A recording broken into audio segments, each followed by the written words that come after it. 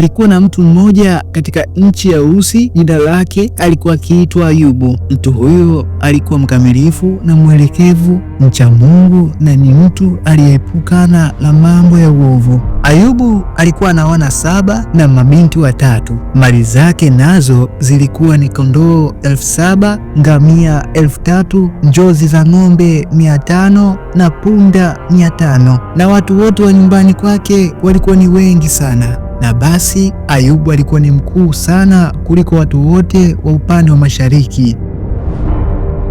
Na wana wa Ayubu walikuwa na tabia ya kwenda kufanya karamu katika kila nyumba, kila mmoja kwa siku yake. Mfano, leo watafanya karamu kwa kaka yao wa kwanza, kesho wataenda kufanya karamu kwa kaka yao wa pili, mpaka wote 7 watapoisha.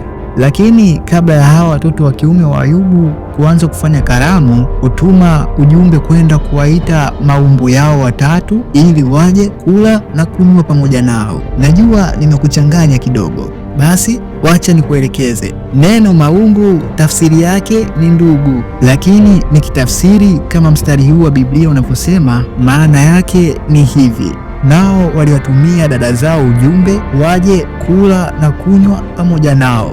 Kwa hiyo hapa neno maumbu yao ilimaanisha ndugu zao wa kike 3 ambao ndio hao dada zao.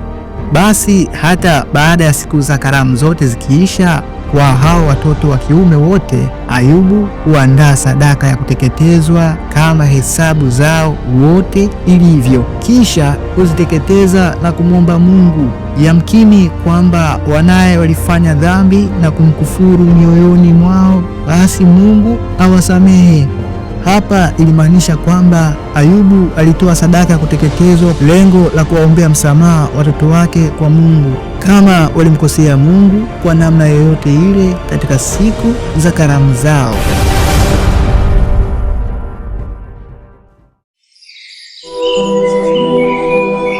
Hadithi za simulizi.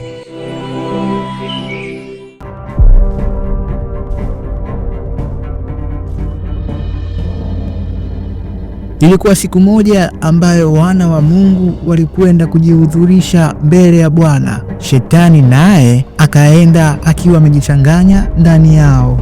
Mungu akamuuliza Shetani, umetoka wapi wewe?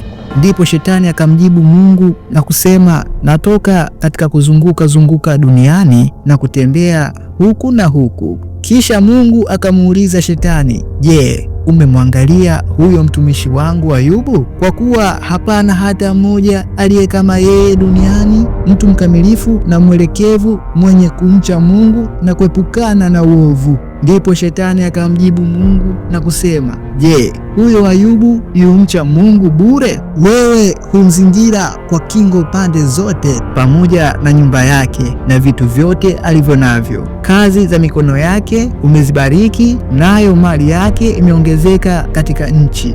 Hapo Shetani alikuwa akimjaribu kumshawishi Mungu kuwa autoe mkono wake uliokuwa ni kingo na ngao za kumlinda Ayubu, ili yeye apate nafasi ya kwenda kumjaribu Ayubu. Katika kitabu kitakatifu cha Biblia, ukisoma Ayubu mlango wa 1 mstari wa 12, unaendelea kwa kusema kuwa Mungu akamwambia Shetani, tazama, yote aliyonayo Ayubu yamo katika uwezo wako, lakini usinyooshe mkono wako juu yake yeye mwenyewe. Basi naye Shetani akatoka mbele ya uso wa Mungu.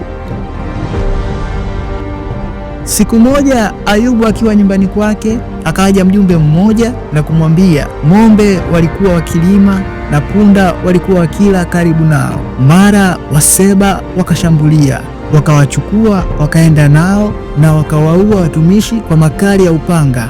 Mimi peke yangu nimepona, mimi tu kukuletea habari. Basi kabla ya Ayubu kusema neno lolote, akatokea mjumbe mwingine na kusema, moto wa Mungu umeanguka kutoka mbinguni na kuwateketeza kondoo na wale watumishi na kuwaangamiza kabisa. Mimi peke yangu nimepona, mimi tu kukuletea habari hizi.